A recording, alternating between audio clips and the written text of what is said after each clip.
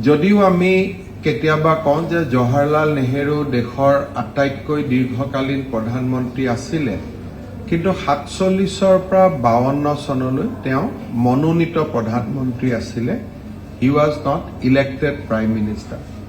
1952ত আমাৰ দেশৰ প্ৰথম গণতান্ত্ৰিক নিৰ্বাচন হয়। এটা সুদীৰ্ঘ সময় জৱাহৰলাল নেহেৰু আৰু ইন্দিৰা গান্ধীয়ে দেশৰ নিৰ্বাচিত প্ৰধানমন্ত্ৰী হিচাপে দায়িত্বভাৰ চলাইছিলে।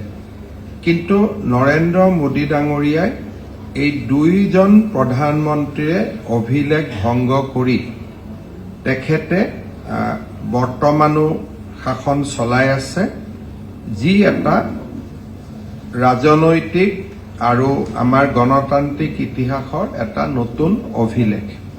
যোৱা 12টা বছৰত তেখেতে অসমলৈ 36 বাৰ 36 টাইমছ তেখেত অসমলৈ আহিছে, যিটো আগত কেতিয়াও কোনো প্ৰধানমন্ত্ৰীয়ে ইমান বেছি অসম ভ্ৰমণৰ বাবে অহা নাছিল।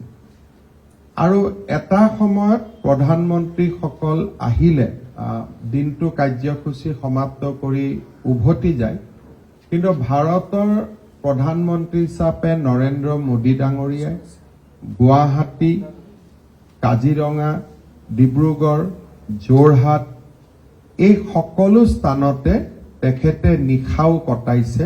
ইও এটা আমাৰ বাবে মন কৰিবলগীয়া এটা ঘটনা প্ৰবাহ বুলি আমি ক'ব লাগিব।